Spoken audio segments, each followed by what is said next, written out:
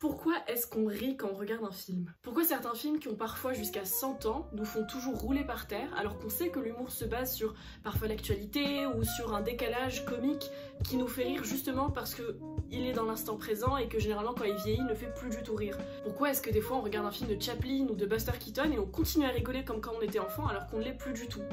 Toutes ces questions m'habitent et m'animent de temps en temps quand je regarde un film. Oui, je sais, je me pose beaucoup trop de questions. Et du coup, je me suis dit, et si j'en écrivais une vidéo sur la comédie, sur ce qui fait rire, parce que la comédie, c'est un genre qui me passionne. Et donc, je me suis dit que ça serait peut-être le premier épisode d'une série, si c'est un truc qui vous intéresse aussi, sur la comédie. Du coup, j'ai choisi 3 réalisateurs et 3 films qui leur correspondent de manière un peu arbitraire, mais en vérité plutôt méthodique et réfléchie, et je vous en parlerai après, pour parler de la comédie. Et vu que, genre, ça serait beaucoup trop long si je me concentrais sur la comédie as a whole, je vais parler de la comédie pendant la première moitié du XXe siècle aux États-Unis. Ici, je vais vous parler du Kid de Chaplin, de Some Like It Hot de Billy Wilder et de Ninotchka de Ernst Lubitsch. Du coup, oui, les 3 réalisateurs que j'ai choisis sont 3 hommes. Il n'y a pas beaucoup de diversité, ni dans les films, ni dans le propos, mais on va pas se mentir, l'histoire du cinéma ne m'aide pas. Et si je voulais parler vraiment de comédies genre qui ont fait l'histoire de manière très populaire, c'était très compliqué d'être dans la diversité, donc je m'excuse, mais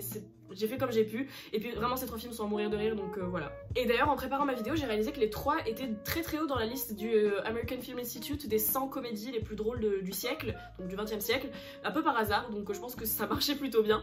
Donc voilà, pour cette intro qui était beaucoup trop longue, mais qui expliquait un peu mes choix. En fait, j'ai reconvoqué un peu mes cours de français pour réaliser que, en fait, pour faire rire, on se base sur le registre comique, que ce soit dans la littérature ou dans les arts protéiformes, et le registre comique il se repose sur donc le comique de situation, le fait de rire d'une situation ubuesque, le comique de gestes, de mots, donc qui repose sur la parole, et là on rentre dans le film qui n'est plus muet mais parlant, et puis le comique de caractère qui souvent va se jouer sur un personnage qu'on va appeler le comic relief, la délivrance comique, où c'est un personnage qui même dans un film dramatique va arriver et dès qu'il est là on sait qu'on va rigoler. Et dans ça, on peut ajouter évidemment l'humour sarcastique, cynique, l'humour noir et tous les autres types d'humour qui existent, mais tout ça c'est un peu des catégories hermétiques, mais qui souvent se retrouvent et se mélangent et se complètent dans un film pour nous donner quelque chose de vraiment drôle. Mais si on y réfléchit, le point commun de toute blague, d'abord, c'est que toute blague a une victime. Même quand on parle d'autodérision, la victime de la blague, c'est aussi la personne qui fait la blague. Et si on regarde n'importe quelle autre forme d'humour, on réalise que la blague se fait forcément aux dépens de quelqu'un ou de quelque chose. Concrètement, ce que j'essaie de vous dire, c'est qu'il y a toujours un dindon de la farce. Donc j'ai décidé de vous parler de la période qui précède la fin du Code Hays. Le Code Hays, comme je disais, c'est un code de censure qui en fait empêchait les producteurs et réalisatrices américains de faire des films où on n'avait pas ce qui était considéré comme la morale américaine, donc généralement protestante, donc avec pas de sexe, pas de drogue, pas trop d'alcool, pas de vice à l'écran. Et le truc le plus primordial, c'était il faut absolument que les méchants et que le crime soient punis à la fin du film, qui est une fin qu'on appelle morale à cette époque-là. En fait, j'ai choisi cette période tout simplement parce que le fait d'avoir une censure, dans l'histoire ça a toujours été le cas, des artistes qui essaient de transgresser la censure en passant par des petites entourloupes, des loopholes qui font que du coup on a des comédies hyper inventives et créatives parce que justement il faut contourner la censure. Dans Class, Language and the American Comedy, on lit qu'en fait ce genre de transgression au Code Hays était beaucoup plus admise et permise dans la comédie, parce qu'en fait on considère que la comédie c'est un genre inoffensif qui de ce fait ne mérite pas entre guillemets la censure, parce que dans tous les cas ça va pas faire, ça n'aura pas de vrai impact sur la société. On considère que le vrai genre en fait c'est le drame et que seul le drame mérite la censure et mérite qu'on y fasse gaffe. Par exemple, si on prend Le Dictateur de Chaplin ou To Be or Not to Be de Lubitsch, qui sont 2 réalisateurs dont on va parler après, 2 films qui parlent du nazisme et plus précisément d'Hitler, qui se moquent d'Hitler, qui en font plein de pieds de nez, qui sont sortis au milieu de la guerre, mais littéralement en 1942 et 43 respectivement, et qui malgré tout arrive à sortir à ce moment-là aux États-Unis alors qu'ils se moquent d'une des pires atrocités de l'histoire de l'humanité, parce que justement c'est de la comédie et que du coup on se dit c'est inoffensif. Et les pires critiques qu'on va faire au film, c'est de dire qu'ils sont de mauvais goût, que c'est de l'humour un peu pâteau, lourd, pas intéressant. Alors imaginez si ça avait été des drames et pas des comédies, le pataquès qu'on aurait eu sur le fait que ce sont des films horribles qui parlent d'un truc dont on ne doit pas encore parler, qui n'ont pas de recul, etc. Et ça aurait pas du tout eu le même impact que ces films ont eu aujourd'hui sur l'histoire du cinéma et puis sur l'histoire de manière générale. L'ouvrage de Yannick Morand qui s'appelle Prendre la comédie au sérieux et sur lequel je me suis beaucoup basée pour cette vidéo, on peut lire donc le comédique, c'est donc un néologisme du genre de la comédie, n'est pas l'envers du tragique mais celui du sérieux, dans le sens de l'adhésion au monde. Le sérieux c'est l'état moyen, neutre, prosaïque dans lequel nous vivons. Le comique se trouve donc exclu de ce qui compte, de ce qui est utile et fiable. Et en fait, depuis le Moyen-Âge et même avant, on a établi que le genre par excellence pour pour parler des choses sérieuses, c'était le sérieux. On pouvait pas parler des vraies choses qui comptent avec la comédie, et c'est pas moi qui le dis, c'est Mikhail Bakhtin qui a fait tout un travail immense sur le sujet. La comédie échappe parfois au Code Hays parce qu'on juge qu'elle ne mérite pas du coup cette censure. Alors en 1934, le Code Hays passe d'une incitation à une vraie règle à respecter, et c'est à partir de là en fait qu'on arrive à voir des comédies hyper puritaines, très lisses au sens américain du terme de la période, qui sont très convenues, qui font rire, certains moments qui suivent presque toutes le même cours. Et on trouve aussi des super comédies, super drôles et transgressives, même si j'aime pas ce mot parce qu'il veut tout et rien dire, mais qui du coup transgressent un peu la loi du Code Hays, notamment celle dont je vais parler tout à l'heure. J'ai commencé l'écriture de cette vidéo avec 5 exemples, mais par faute de temps, parce que déjà ça va être beaucoup trop long, je vais pas parler de Buster Keaton et des frères Marx, donc les Marx Brothers, mais il y a tellement de choses à savoir sur eux qui sont trop intéressantes que je vous invite à aller regarder les films de ces réalisateurs parce que vraiment c'est tout un autre pan de l'humour qui se complète très bien avec ce dont je vais vous parler. Le slapstick, c'est donc le burlesque muet. C'est un peu... Je pense que si on parle du maître incontesté du burlesque muet, c'est Charlie Chaplin. Donc de cet humour un peu patate, ou en l'occurrence banane, parce que c'est le genre de truc qu'on glisse sur une peau de banane, qui nous fait rire mais de manière un peu enfantine. Charlie Chaplin, il en a fait son maître mot. Il est resté dans le cinéma muet jusqu'au moment, mais jusque très tard, hein, même quand les films parlants avaient bien commencé, il continuait à faire du muet parce que c'était sa marque de fabrique et qu'il jugeait que faire parler un personnage universel, ça lui enlevait de son universalité. Donc chez Chaplin, on rit parce que quelqu'un est tombé, parce que quelqu'un se fout de la gueule de quelqu'un d'autre, parce que quelqu'un va se jouer d'une situation. C'est surtout du comique de geste et du comique de situation, enfin parfois du comique de personnage, mais jamais du coup de comique de mots ou on n'a pas vraiment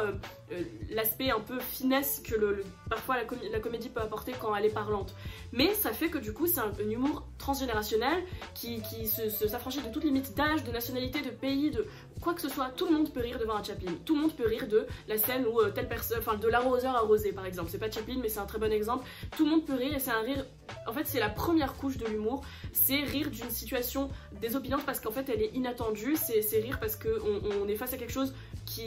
est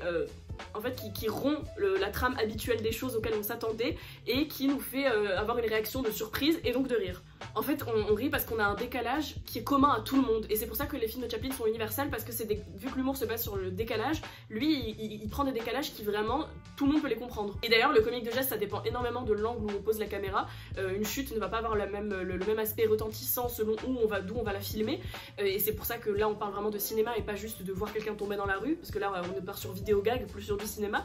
mais Chaplin et particulièrement Buster Keaton dont je ne parlerai pas avaient vraiment cet art et cette manière de poser leur caméra exactement là où la blague allait être plus retentissante, où la chute allait vraiment toucher là où ça va faire rire. Mais donc le kid, pour revenir sur le film que j'ai choisi, le kid c'est l'invention de la dramedy, donc c'est une contraction de drama et comédie, drame et comédie, je pense que c'est plutôt clair. C'est un peu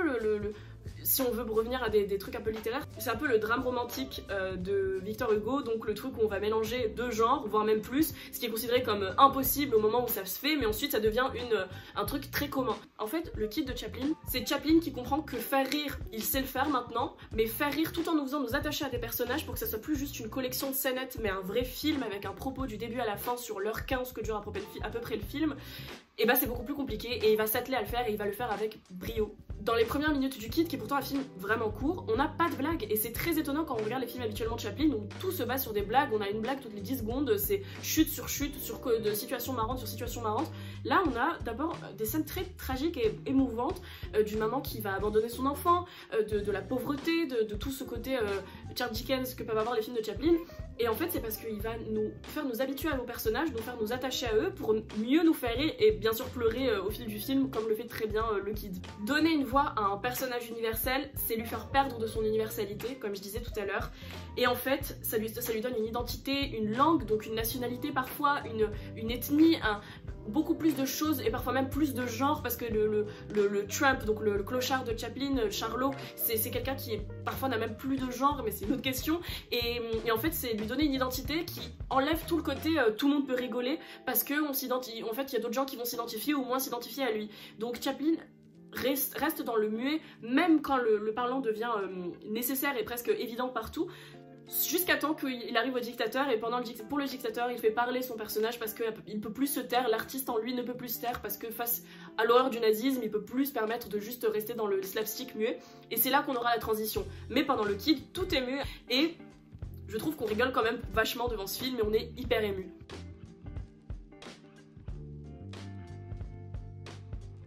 Chez Lubitsch, les personnages sont élégants parce qu'au-delà des décors et des costumes, ils parlent et ce qu'ils disent donne une impression de champagne. C'est d'une élégance et ça glisse, il y a des robes et c'est tout de suite très... même l'humour n'est pas lourd et très subtil et très léger et en fait on a souvent, même quand c'est pas des personnages bourgeois ou aristocrates, l'humour garde cette espèce d'uniformité qui est propre aux dialogues qui sont là écrits d'ailleurs par Billy Wilder donc pour moi c'est un film parfait écrit par Wilder, réalisé par Lubitsch. Toute cette mise en scène là fait qu'on arrive sur un humour un peu plus intellectuel et je mets de gros guillemets à ça. Alors Ninotchka c'est basé d'une idée en 3 phrases de Melchior Lengyel et j'espère que je ne butcher pas son prénom, lequel script a ensuite été développé par Billy Wilder,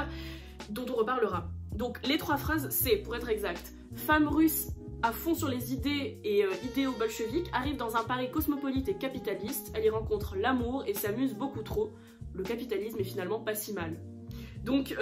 Melchior Lengyel va raconter ça à une conférence en 1937 et pile au même moment, la MGM, le studio, cherche à faire un film où Greta Garbo serait la lead et où elle rigolerait parce que c'est très rare de voir Greta Garbo sourire, encore moins rire au cinéma. D'ailleurs le film a été marketé comme film où Garbo laughs, donc là où Garbo rigole, ce qui était tellement improbable à l'époque. Et donc quand est-ce que vraiment Greta Garbo rigole? Quand est-ce que Ninotchka abandonne tout son sérieux soviétique pendant le film pour se laisser aller au rire? Donc pendant cette scène fatidique, Léon, qui est son love interest dans le film, essaie de la faire rire et Ninotchka ne bouge pas, elle ne laisse aucune barrière tomber, elle est toujours dans ce mutisme, elle est toujours dans ce côté très communiste, en tout cas cliché communiste qu'on peut avoir dans le cinéma américain de l'époque. Elle ne rit pas. Pourtant Léon va vraiment essayer de faire plusieurs blagues différentes, on va même prendre à témoin les autres personnes qui sont présentes dans le restaurant où ils sont pour lui montrer à elle que oui regarde tout le monde regarde à mes blagues, t'es la seule à pas rigoler, c'est toi qui est pas normal. Et rien n'y fait, elle ne rigole pas. Quand est-ce qu'elle va rire, vous me demandez? Et ben en fait elle va rire quand Léon va perdre l'équilibre et se tomber par terre, se retrouver face au sol. Et là elle va exploser de rire, mais d'un rire complètement incontrôlable où elle va rigoler presque comme un enfant. Et évidemment tout le monde rigole aussi et Léon la regarde ébahi et réalise qu'en fait c'est ni l'ironie, ni le sarcasme, ni les blagues fines, ni l'humour très travaillé qui la fait rire, c'est le basique du slapstick, un peu comme dans les films de Chaplin justement. En fait ce qui la fait rire c'est le truc universel, commun à tous. Est-ce que c'est pas parce qu'elle est communiste? Sûrement. Et quand on y pense en fait, Ninotchka c'est un peu une métacomédie sur comment faire rire. Parce qu'en fait rire c'est perdre le contrôle absolument, c'est se laisser aller, c'est enlever toutes les barrières qu'on peut avoir pour tomber dans l'improbable et rigoler. Et en fait pour Ninotchka c'est quelque chose de très difficile parce que pour elle, elle doit maintenir sa composition tout le temps, elle doit tout le temps être sérieuse, carrée, respectueuse comme on lui a appris dans le régime communiste. Et son arrivée à Paris va coïncider avec sa rencontre avec Léon qui va aussi coïncider avec sa découverte du capitalisme et en fait elle va aller complètement se laisser aller et rire, mais rire franchement. Et en fait la vraie comédie elle tient simplement en ça, en la perte du contrôle, en le fait qu'on accepte que des fois des choses hors de notre portée vont arriver, que des fois des choses qu'on n'avait pas prévues vont se passer et que oui ça fait rire parce que le décalage nous fait rire, parce que c'est inhabituel. Et d'ailleurs tous les personnages communistes dans ce film qui découvrent l'Occident et qui découvrent tout ce qui va avec, notamment le fait de pouvoir ouvrir son propre business, en fait pendant tout le film, on nous fait croire que c'est une comédie sur le communisme qui essaie de faire un pied de nez à ce régime-là. Le tout dernier plan, et je vais spoiler du coup, mais le tout dernier plan c'est Iranov, Bouliakov et j'ai oublié le nom du troisième qui ont ouvert leur restaurant et en fait on a une plaquette qui nous montre que y en a le troisième sur les deux s'est fait évincer par les autres injustement et c'est vraiment le dernier plan, même pas la dernière scène, le dernier plan du film qui en fait nous montre que sous le capitalisme c'est pas fun non plus parce que ça a ses travers aussi et c'est ça la beauté du film de Lubitsch, c'est que ça cherche pas à juger l'un ou l'autre et c'est là qu'on revient au truc de départ qui était une blague à toujours son dindon, disons. En fait le dindon de la farce chez Lubitsch c'est tout le monde et c'est ça qui fait que c'est des films universels même s'ils sont parlants et qui font que ce sont des films qui sont drôles et sont transgressifs sans être offensants. Ce que je peux entendre aujourd'hui c'est que on peut plus rien dire, en fait le on peut plus rien dire est débile parce que c'est totalement possible de faire rire en étant transgressif et sans pour autant être offensant. Ce film aurait pu être un giga cliché sur les soviétiques à partir du moment où Ninotchka est jouée par Greta Garbo qui n'est pas du tout russe et qui fait un accent, ça aurait pu être super offensant et finalement ça l'est pas parce que comment dire, ça se fout de la gueule de tout le monde en fait, parce que tout le monde, il y a du drôle partout, tout le monde est débile et anormal à sa manière, et tout le monde a un truc dont on peut rire, et qui n'est pas forcément pour autant offensant, mais qui reste pas lisse et totalement dénué de profondeur comme certaines des comédies de l'époque aux États-Unis. Mais donc voilà, pour finir sur ce film qui me fait beaucoup trop disserter déjà, cette scène. Your general appearance is not distasteful. The whites of your eyes are clear. Your cornea is excellent. Your cornea is terrific. Ninotchka, tell me, you're so expert on things. Can it be that I'm falling in love with you? Why must you bring in wrong values? Love is a romantic designation for a most ordinary biological, or shall we say chemical process. A lot of nonsense is talked and written about it. Oh, I see. What do you use instead? I acknowledge the existence of a natural impulse, common to all. Passer le premier rire qu'on a, parce que Ninotchka a une vision de l'attirance et de la sexualité qui est hyper mécanique, hyper fonctionnelle, efficace presque, donc communiste au sens voilà. En fait on rigole parce que on réalise que son attirance pour Léon, elle la voit comme la blancheur de ses yeux et enfin de sa cornée, et puis les phéromones qui peuvent, enfin les hormones qui peuvent tous les deux dégager l'un vers l'autre, qui sont totalement naturelles et biologiques, et en fait elle résume l'attirance en quelque chose de totalement biologique et dénué de cette petite magie qu'on essaie d'expliquer quand on parle d'amour. En fait, Ninotchka, elle est tellement en contrôle de tout qu'elle est même en contrôle de son attirance pour les gens, qu'elle se laisse pas aller à des désirs qui arrivent comme elle le sent. Elle contrôle tout et elle décide de tout jusque dans sa sexualité, et ce qui fait que Léon est complètement éberlué par cette façon de faire. C'est comme à un autre moment dans le film où il lui dit « Regarde Ninotchka, il est minuit » et elle lui dit « Oui ». Et il lui dit « Regarde, les deux aiguilles de l'horloge se sont rencontrées, elles s'embrassent ». Et elle lui dit « C'est comme ça qu'une horloge fonctionne ». Et lui dit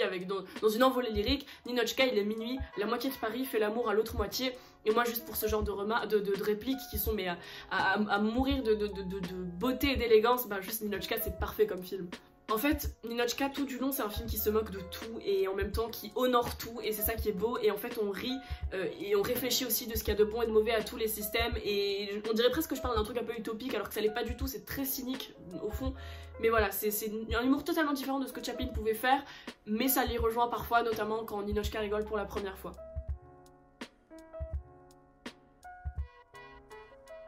Et notre troisième et ultime film, et mon dieu, ça fait déjà trop longtemps que cette vidéo dure, je sens que je vais m'amuser au montage. Oui, tu t'es amusé au montage. Bravo pour tes bêtises. C'est Some Like It Hot de Billy Wilder, qui après avoir fait ses preuves en étant le scénariste de Lubitsch, est devenu lui-même réalisateur. Et a dit, parce que j'ai lu un bouquin qui doit se trouver quelque part dans ma bibliothèque juste là, sur comment le tournage a été fait. Et Wilder dit dans ce livre: ça fait 30 ans que je fais des films, aucun genre n'est plus ardu et périlleux que la farce, c'est comme jongler avec 11 tartes meringuées en même temps, si vous en laissez tomber une, vous êtes mort. Et là en fait, en quelques phrases, parce que c'est Billy Wilder, il réussit à résumer tout ce que j'essaie de dire dans cette vidéo qui est beaucoup trop longue, toute ma réflexion sur la comédie, qui est qu'en fait c'est un genre tellement important et tellement ardu à faire aboutir en quelque chose de vraiment drôle et de pas débile, parce qu'une comédie qui marche pas, c'est comme une sauce, ça tombe plat et c'est pire que tout, parce qu'un drame qui ne fait pas pleurer, on va dire qu'il était un peu raté, mais une comédie qui ne fait pas rire, c'est la pire des choses. C'est comme être devant un spectacle de stand-up et que ça nous fasse pas rire, c'est le moment où la gêne humaine et la honte humaine est la plus profonde et horrible, et je pense qu'on rentre vraiment à l'intérieur de soi quand on ne rigole pas devant quelque chose qui est censé être drôle. Déjà juste pour une petite intro sur ce film là, la geek qui est en moi essaie de placer cette info dans une vidéo depuis des mois, mais en fait la gare dans Ninotchka c'est la même gare que dans Some Like It Hot, et personnellement ça me rend tellement heureuse de savoir qu'il y a un peu un Wilder Cinematic Universe. Je vais sûrement trop loin, mais en fait c'est juste parce que les studios de la MGM avaient une gare et un train pour leur tournage, et du coup on retrouve ces deux films là-bas, et ça me fait trop plaisir de savoir ça, de me dire que Ninotchka est arrivé sur la même gare où 30 ans plus tard, Joséphine et Daphné vont arriver et rencontrer Marilyn Monroe, et ça me fait trop plaisir. Alors le scénario est adapté d'un film qui s'appelle Fanfare d'amour, et contrairement à Fanfare d'amour, on va pas voir comment dans Some Like It Hot, comment est-ce que les deux personnages d'hommes vont se transformer en personnages de femmes qu'ils vont incarner pendant tout le film. Donc déjà il faut savoir que le film est sorti en 59 et que c'est des personnages transformistes, pas par choix mais par nécessité vitale, et que ça reste quand même complètement transgressif à ce moment là de voir deux hommes déguisés en femmes tout au long du film, dont un qui va nouer une relation amoureuse avec un homme. Voilà, donc on touche presque à l'homosexualité sans vraiment y arriver, parce qu'il y en a un qui est pas au courant et l'autre qui fait semblant, mais c'est juste pour montrer à quel point que ces comédies-là, elles étaient considérées comme giga transgressives à ce moment-là, et même quand on les voit aujourd'hui, elles ont pas pris une ride. Enfin moi, Some Like It Hot, les blagues, elles me font toujours autant rire aujourd'hui. Bon, je les ai pas vues en 59, j'étais pas vivante, mais chaque fois que je revois ce film, je trouve un nouveau détail qui me fait encore plus rire que la fois d'avant. Et donc le film ne montre pas le moment où ils vont se raser les jambes et se maquiller, trouver les vêtements, etc. En fait, on a directement une transition entre eux qui décident de ce qu'ils vont faire, et la scène d'après, ils sont à la gare et on a un plan où on voit la caméra remonter, je vais le mettre à côté de moi, on voit la caméra remonter sur les jambes des deux femmes et on réalise petit à petit qu'en fait c'est nos deux personnages d'hommes qu'on a quittés et qui marchent un peu en titubant et on voit qu'ils sont pas encore totalement à l'aise dans leur personnage. Et en fait Billy Wilder avait demandé aux acteurs de pas s'entraîner trop, en tout cas pas pour la première scène, et c'est d'ailleurs la première scène qu'ils ont tournée déguisée en femme,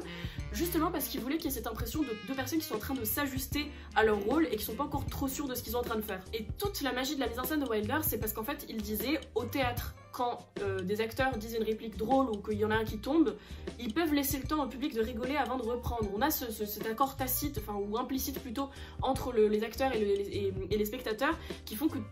les spectateurs vont rire et ensuite les acteurs et actrices vont reprendre ce qu'ils étaient en train de faire. Au cinéma, on peut pas se permettre de laisser un blanc pour attendre que les gens rigolent et après reprendre, et on peut pas prévoir le temps que ça va durer. Du coup, dans la scène où le personnage de Jack Lemmon annonce que Osgood l'a redemandé en mariage, on sait que ça va faire rire, que la demande va créer le fou rire absolu chez les spectateurs. Alors qu'est-ce que Billy Wilder fait pour s'assurer que les rires ne vont pas bouffer certaines des répliques? Il donne au personnage de Jack Lemmon des espèces de maracas, comme ici, et en fait à chaque fois qu'il va dire une réplique, il va jouer des maracas ensuite parce qu'il est encore dans sa tête à la soirée où il était, et ça va laisser le temps aux spectateurs de rire. Et juste ce genre de petits mécanismes qui font que du coup on a un film qui est minuté, mais millimétré à la seconde près pour nous faire rire, quand on sait qu'en plus Marilyn Monroe était très compliquée sur le tournage, qu'elle a fait une fausse couche, qu'elle était sous drogue, qu'elle buvait beaucoup, et que toutes ces petites choses ont parasité le tournage, mais que ça a quand même donné un film aussi drôle. Mais ça montre à quel point que le réalisateur et toute l'équipe derrière est vraiment tiré les ficelles de manière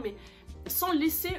un détail passer pour que ça ne soit pas drôle justement. L'allusion à l'homosexualité dont je parlais se fait le plus du plus à la fin, et là si vous n'avez pas vu le film, je vous demande de skipper cette partie de la vidéo s'il vous plaît. La dernière réplique qui est iconique, que tout le monde connaît, qui est Nobody's perfect, quand Osgood découvre que que Daphné est en réalité pas Daphné mais Jerry,